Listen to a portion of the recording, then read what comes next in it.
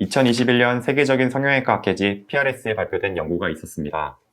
멘토사의 메모리겔 보형물을 사용한 1,008명을 10년간 추적 관찰한 연구인데요. 첫 수술인 경우 10년 이내에 25.5%가, 재수술인 경우 43.7%가 다시 수술을 받았습니다.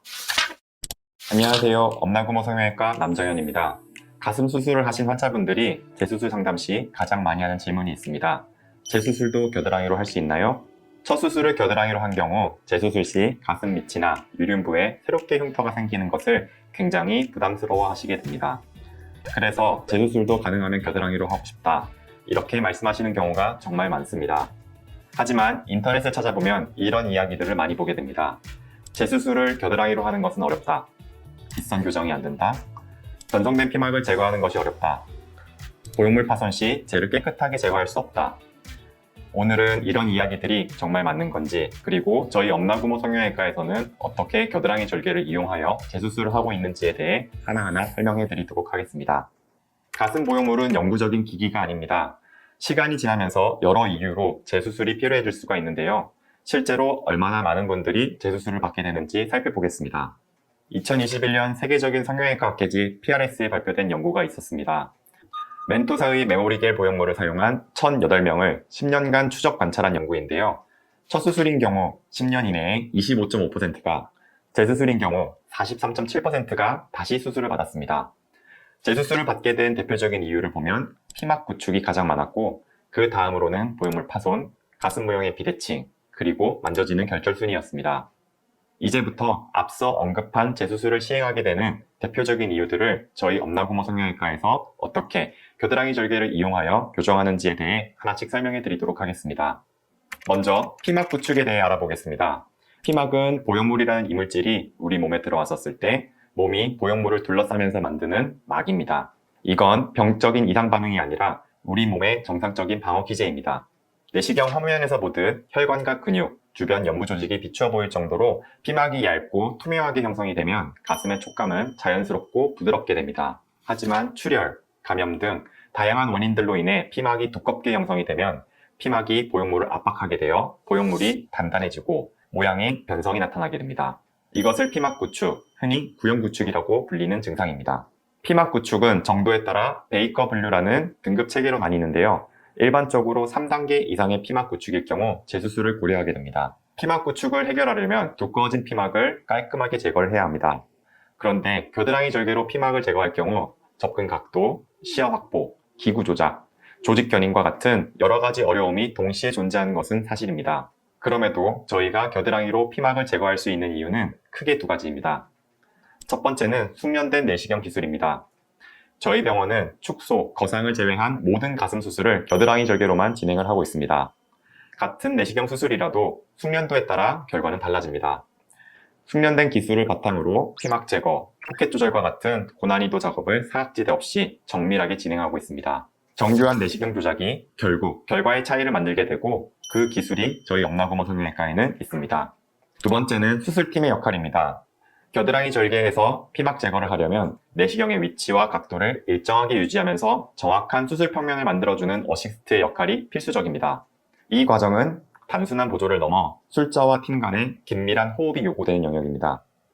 오래된 병원만큼이나 베테랑으로 이루어진 팀이 술자와 유기적으로 움직이며 완성도 높은 팀워크를 보여주어 불필요한 출혈이나 조직 손상 없이 피막을 보다 깔끔하고 안전하게 제거하고 있습니다.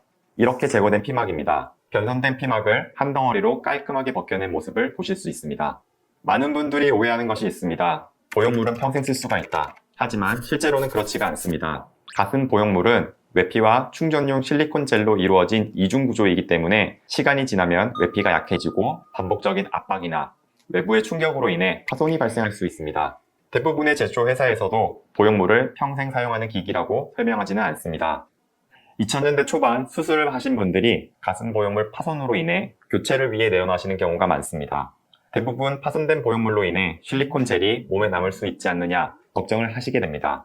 겨드랑이 절개는 가슴 밑에서 바로 접근하는 것이 아니라 터널 형태로 가슴 안쪽으로 들어가는 방식이기 때문에 실리콘 젤 제거에 있어 다른 절개보다 불리한 건 사실입니다. 하지만 저희는 이 문제를 해결하기 위해 피막에 작은 구멍을 낸 뒤 지금 보시는 것처럼 특수 보틀과 석션을 이용하여 흘러나온 젤과 파손된 보형물을 안전하게 회수하고 있습니다. 이 방법으로 젤이 체내에 묻지 않고 깔끔하게 제거가 가능합니다. 뿐만 아니라 파손의 경우 실리콘 젤에 의해 변성된 피막을 절제하고 있으며 변성이 심한 경우에는 후방 피막까지 제거를 하여 실리콘 젤이 체내에 남는 것을 원천적으로 방지하고 있습니다. 가슴은 좌우 한 쌍이기 때문에 수술에서 가장 중요한 것은 단순히 크게 만드는 것이 아니라 두 가슴의 균형과 대칭을 맞추는 것입니다. 하지만 사람마다 흉곽의 좌우 대칭이 다르고 가슴의 조직량, 유두의 높이, 밑선의 높이가 다르기 때문에 완벽하게 동일한 가슴을 만드는 건 쉽지 않습니다. 수술 후 시간이 지나면서 보형물의 위치가 변하는 경우도 있는데요. 이걸 보형물 위치변이라고 합니다.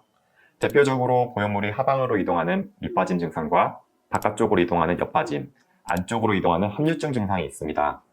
위치 변이가 발생하였을 때 겨드랑이로는 교정이 어렵다는 이야기를 듣고 다른 절개를 이용하여 교정을 권유받는 사람들이 있습니다. 하지만 적절한 수술 계획과 내시경 기술이 있다고 하면 겨드랑이 절개로도 충분히 위치 변이를 교정할 수가 있습니다. 교정 방법을 말씀드리면 먼저 기존 보형물이 들어가 있던 공간, 즉 포켓의 구조를 다시 평가합니다. 보형물이 아래로 내려간 경우라고 하면 내려간 공간을 없애줘야 하고 옆으로 빠진 경우라면 바깥쪽 포켓을 다시 좁혀줘야 합니다. 이때 사용하는 방법이 피막 소작과 연부 조직 봉합술입니다. 늘어난 피막 부위에 전기 소작을 하면 피막 조직이 수축을 하며 포켓이 줄어들게 됩니다. 여기서 끝내는 것이 아니라 수축된 피막을 다시 한번 봉합하는 과정을 거치는데 이때 단순히 피막만 봉합하는 것이 아니라 주변에 견고한 연부 조직까지 함께 고정을 하여 봉합이 풀리지 않도록 해야 합니다. 뿐만 아니라 위치 변이가 생긴 반대 방향을 추가로 방해하고 유착을 풀어줘서 보형물에 걸리는 압력을 분산시켜야 합니다. 이 과정을 통해 2차적인 위치 변이를 예방할 수가 있습니다. 정리하겠습니다. 겨드랑이 재수술은 어렵다고 알려져 있지만 숙련된 내시경 기술과 적절한 수술 계획이 있다고 하면 충분히 가능한 수술입니다. 다만 재수술은 첫 수술보다 훨씬 복잡하기 때문에 환자분의 현재 상태를 정확하게 파악하고 그에 맞는 수술 계획을 세우는 것이 가장 중요합니다. 겨드랑이 재수술은 불가능이 아니라 선택의 문제입니다. 가슴 재수술에 대해 궁금한 점이 있으시면 댓글로 남겨주시거나 아래 링크를 통해 상담 예약 부탁드리겠습니다. 감사합니다.